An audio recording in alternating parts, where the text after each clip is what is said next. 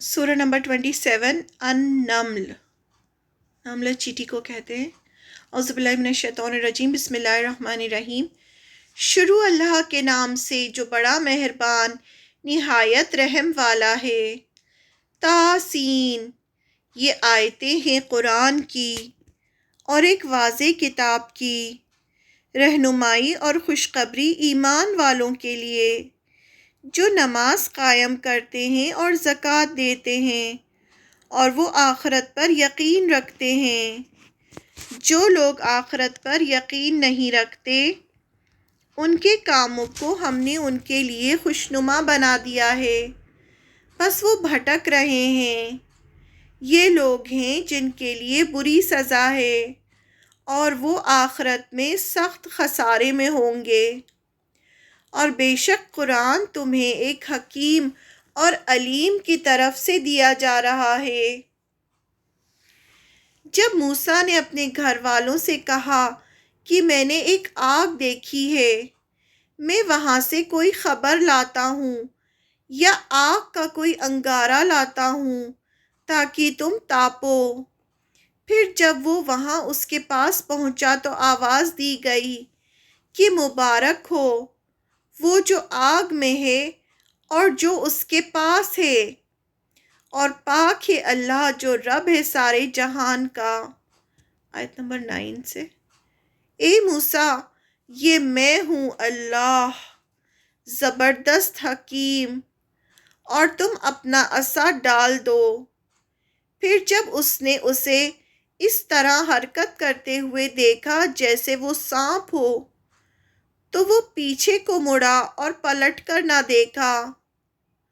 اے موسیٰ، ڈرو نہیں، میرے حضور پیغامبر ڈرا نہیں کرتے مگر جس نے زیادتی کی. پھر اس نے برائی کے بعد اسے بھلائی سے بدل دیا تو میں بخشنے والا مہربان ہوں. اور تم اپنا ہاتھ اپنے گریبان میں ڈالو، وہ کسی عیب کے بغیر سفید نکلے گا. یہ دونوں مل کر 9 نشانیوں کے ساتھ فرعون اور اس کی قوم کے پاس جاؤ.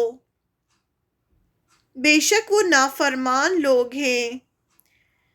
پس جب ان کے پاس ہماری واضح نشانیاں آئیں انہوں نے کہا یہ کھلا ہوا جادو ہے، اور انہوں نے ان کا انکار کیا حالانکہ ان کے دلوں نے ان کا یقین کر لیا تھا ظلم اور گھمنڈ کی وجہ سے.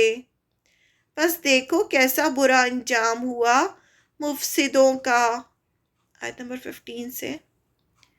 اور ہم نے داؤد اور سلیمان کو علم عطا کیا اور ان دونوں نے کہا کہ شکر ہے اللہ کے لیے جس نے ہمیں اپنے بہت سے ایمان والے بندوں پر فضیلت عطا فرمائی. اور داؤد کا وارث سلیمان ہوا اور کہا کہ اے لوگوں، ہمیں پرندوں کی بولی سکھائی گئی ہے اور ہمیں ہر قسم کی چیز دی گئی ہے، بے شک یہ کھلا ہوا فضل ہے. آیت نمبر 17 سے. اور سلیمان کے لیے اس کا لشکر جمع کیا گیا، جن اور انسان اور پرندے. پھر ان کی جماعت بنائی جاتی یہاں تک کہ جب وہ چیٹیوں کی وادی پر پہنچے، ایک چیٹی نے کہا اے چیٹیوں اپنے سوراخ میں داخل ہو جاؤ کہیں سلیمان اور اس کا لشکر تمہیں کچل ڈالے اور انہیں خبر بھی نہ ہو. پس سلیمان اس کی بات پر مسکراتے ہوئے ہنس پڑا اور کہا اے میرے رب، مجھے توفیق دے کہ میں تیری نعمت کا شکر ادا کروں جو تو نے مجھ پر اور میرے والدین پر کیا ہے، اور یہ کہ میں نیک کام کروں جو تجھے پسند ہو، اور اپنی رحمت سے تو مجھے اپنے نیک بندوں میں داخل کر. آیت نمبر 17 سے 19 تک تھی یہ. اب آیت نمبر 20 سے. اور سلیمان نے پرندوں کا جائزہ لیا تو کہا کیا بات ہے کہ میں ہدہد کو نہیں دیکھ رہا ہوں؟ کیا وہ کہیں غائب ہو گیا ہے؟ میں اسے سخت سزا دوں گا یا اسے ذبح کر دوں گا یا وہ میرے سامنے کوئی صاف حجت لائے۔ زیادہ دیر نہیں گزری تھی کہ اس نے آ کر کہا، یعنی ہدہد نے، کہ میں ایک چیز کی خبر لایا ہوں جس کی آپ کو خبر نہ تھی، اور میں سبا سے ایک یقینی خبر لے کر آیا ہوں۔ میں نے پایا کہ ایک عورت ان پر بادشاہی کرتی ہے اور اسے سب چیز ملی ہے اور اس کا ایک بڑا تخت ہے۔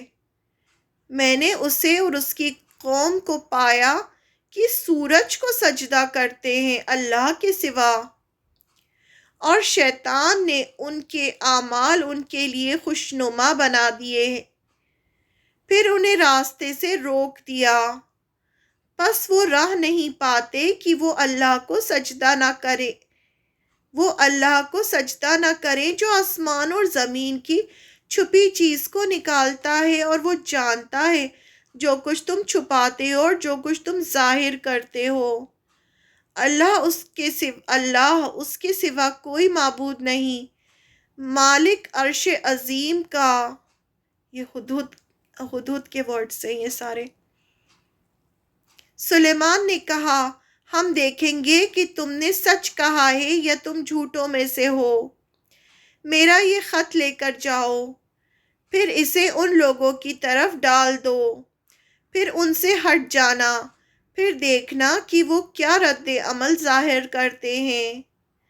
ملکہ سبا نے کہا کہ اے دربار والوں، میری طرف ایک باوقت خط ڈالا گیا ہے، وہ سلیمان کی طرف سے ہے، اور وہ ہے، اب ملکہ خط پڑھ کے سنائیے، شروع اللہ کے نام سے جو بڑا مہربان نہایت رحم والا ہے، کہ تم میرے مقابلے میں سرکشی نہ کرو اور مطیع ہو کر میرے پاس آ جاؤ۔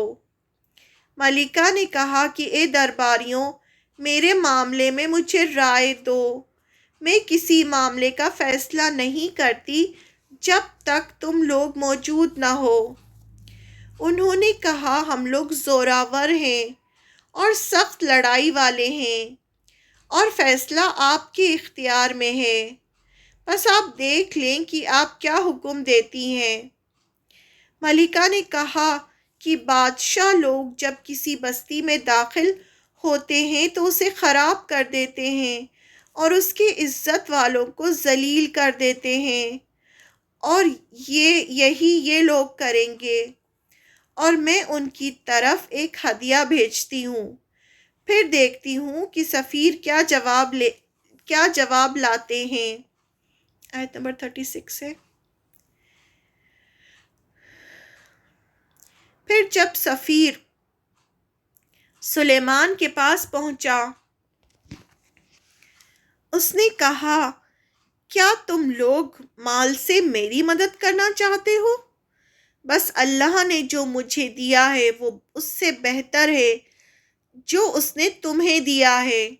سلیمان علیہ السلام نے کہا، بلکہ تم ہی اپنے تحفے سے خوش ہو، ان کے پاس واپس جاؤ، ہم ان پر ایسے لشکر لے کر آئیں گے جن کا مقابلہ وہ نہ کر سکیں گے، اور ہم انہیں وہاں سے بے عزت کر کے نکال دیں گے، اور وہ خوار اور بے عزت ہوں گے۔ آیت نمبر 38 سے۔ سلیمان نے کہا، اے دربار والوں، تم میں سے کون اس کا تخت میرے پاس لاتا ہے اس سے پہلے کہ وہ لوگ مطیع ہو کر میرے پاس آئیں؟ جنوں میں سے ایک دیو نے کہا، میں اسے آپ کے پاس لے آؤں گا اس سے پہلے کہ آپ اپنی جگہ سے اٹھیں، اور میں اس پر قدرت رکھنے والا امانت دار ہوں۔ جس کے پاس کتاب کا ایک علم تھا اس نے کہا، میں آپ کے پلک جھپکنے سے پہلے اسے لا دوں گا۔ پھر جب اس نے تخت کو اپنے سامنے رکھا ہوا دیکھا تو اس نے کہا یہ میرے رب کا فضل ہے، ھذا من فضل ربی، تاکہ وہ مجھے جانچے کہ میں شکر کرتا ہوں یا ناشکری۔ اور جو شخص شکر کرے تو اپنے ہی لیے شکر کرتا ہے، اور جو شخص ناشکری کرے تو میرا رب بے نیاز ہے، کرم کرنے والا ہے، یعنی اللہ کو کسی کے شکر کی ضرورت نہیں، وہ بے نیاز ہے۔ آیت نمبر 41 سے، سلیمان نے کہا کہ اس کے تخت کا روپ بدل دو، دیکھیں وہ سمجھ پاتی ہے یا ان لوگوں میں سے ہو جاتی ہے جنہیں سمجھ نہیں۔ بس جب وہ آئی یعنی ملکہ سبا تو کہا گیا کیا تمہارا تخت ایسا ہی ہے؟ اس نے کہا